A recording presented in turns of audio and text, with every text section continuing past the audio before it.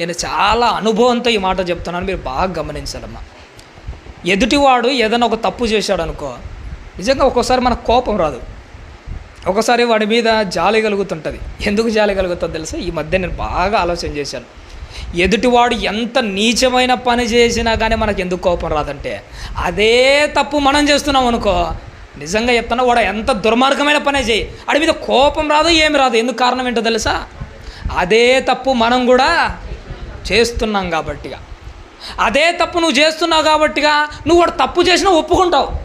ఏం కాదులే, మామూలేలే, సర్వసాధారణములే అని అనుకుంటాం, మనల్ని మనం సపోర్ట్ చేసుకుంటాం. నువ్వు ఒప్పుకున్నా, నువ్వు సపోర్ట్ చేసినా కానీ దేవుడు మాత్రం దానిని సపోర్ట్ చేయడు.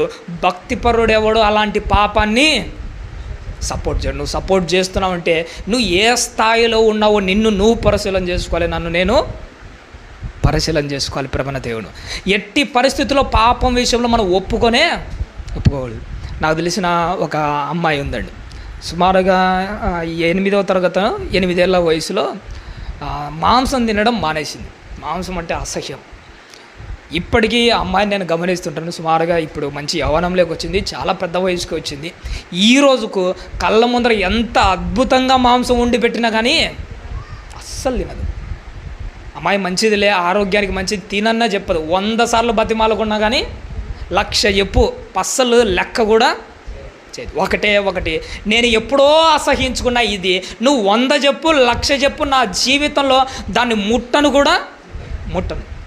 ఒక అమ్మాయి తాను అసహించుకున్న మాంసాన్ని తను చచ్చేంత వరకు ఎలా అయితే ముట్టదో, నువ్వు నేను మన జీవితకాలంలో ఒకటే అనుకోవాలి. ఒకప్పుడు మనం పాపంలో బ్రతుకుతున్నప్పుడు, బాప్తిజం తీసుకొని దేవుళ్ళకి వచ్చినప్పుడు ఏ దాన్ని అయితే అసహించుకొని లోపలికి వచ్చామో, ఆ అసహ్యమైన కార్యక్రమాన్ని అపవాది ఎన్నోసార్లు పాపం చెయ్యి అని ప్రేరేపించిన ఒకటనాల అపవాదితో, నువ్వు 100 చెప్పు నేను దానిని చేయను, నువ్వు 1,00,000 చెప్పు నేను దాని జోలికి పోను. అందుకోసం ఏంటన్నాడు? అపవిత్రమైన వాటి విషయంలో ఏమాత్రమును ఒప్పుకొనక, ఎట్టి పరిస్థితుల్లో ఒప్పుకోకూడదు. యోసేపు గారు పోతీఫరు భార్య 100 సార్లు బతిమాలుకుంటావా? లెక్క కూడా 1,00,000 సార్లా?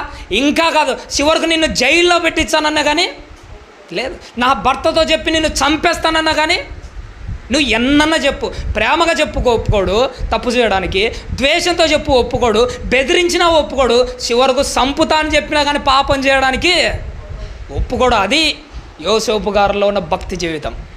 నిన్ను కూడా అపవాది ఇలానే చెప్తుంది. ఫస్ట్ ప్రేమగా చెప్తుంది పాపం చేయమని, ఒప్పుకోవాకు. తర్వాత బెదిరించి చెప్తుంది, అయినా ఒప్పుకోవాకు. ఇంకా చెప్పాలంటే ఈ తప్పు నువ్వు చేయకపోతే నిన్ను చంపుతామని బెదిరించినా కానీ పాపం చేయడానికి మాత్రం మనము ఒప్పుకోకూడదు. ప్రేమన దేవుని వల్ల అలా ఉంటేనే మనం దేవుడున్న లోకానికి చేరుకోగలము. పాపం విషయంలో ఎప్పటికీ రాజీ పడకూడదు. చివరిగా నేను ఒక మంచి మాట చెప్తాను, మీరు బాగా ఆలోచించాలని. చాలాసార్లు పాపం సర్వసాధారణంగా చేస్తూ ఉంటాం.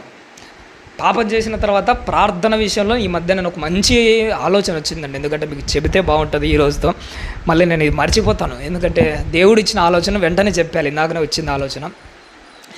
మనం చాలాసార్లు ఒకటే అనుకుంటాం, పాపం చేస్తూ ఉంటాము, తర్వాత ప్రార్థన చేస్తూ ఉంటాం.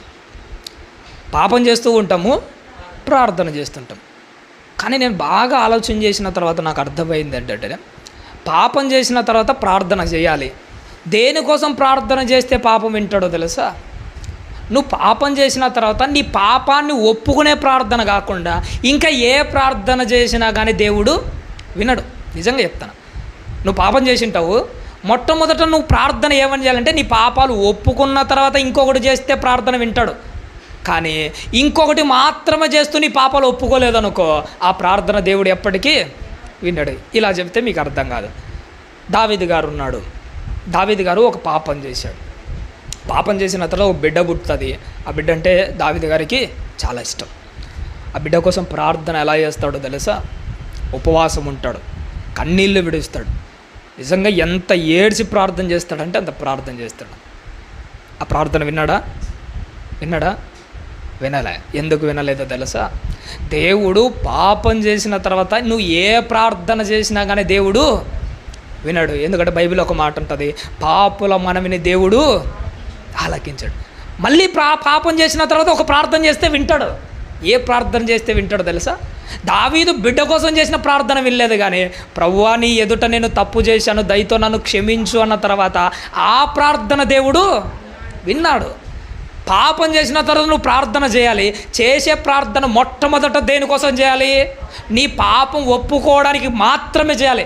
ముందు నీ పాపం ఒప్పుకోబడితేనే తర్వాత నువ్వు చేసే ప్రార్థన వింటాడు, కానీ మొదటనే నువ్వు తర్వాత కోసం ప్రార్థన చేస్తే దానిని వినడు. దానికి ప్రత్యక్ష నిదర్శనం ఎవరంటే దావీదు గారు. పాపం చేసిన తర్వాత ప్రార్థన చేయాలి. ఆ ప్రార్థన నీ పాపాలు ఒప్పుకోవడం కోసమే చేయాలి. దాని తర్వాతనే మరొక దానికోసం చేయాలి. అది కావాలనుకుంటే ముందు నీలో ఉన్న దోషాన్ని తీసేసుకోవాలి. కానీ ప్రార్థన చేయడానికి మనకు అవకాశమే సమయాన్నే కేటాయించుకోండి. ఈ మధ్య ఒక అక్క ఒక మంచి స్టేటస్ పెట్టిందండి, వీడియో స్టేటస్. చాలా బాగా నచ్చింది, నాకు గుండెకు బాగా తగిలేసిందండి ఆ మాట.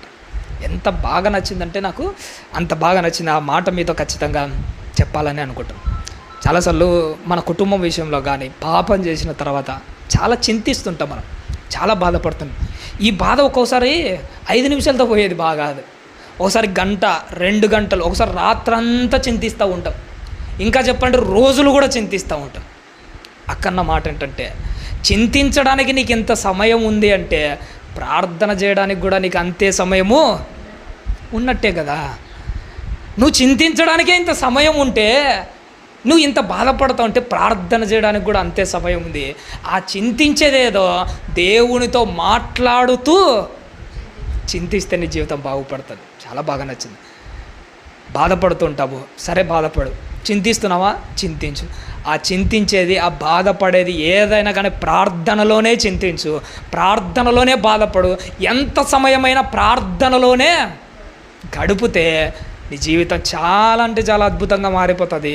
ఎలా మారుతుందంటే, కొత్తగా చిగురించిన అంజూరపు చెట్టు వల్ల నీ బ్రతుకు నా బ్రతుకు మళ్ళీ చిగురిస్తుంది. బ్రహ్మణ దేవుడు.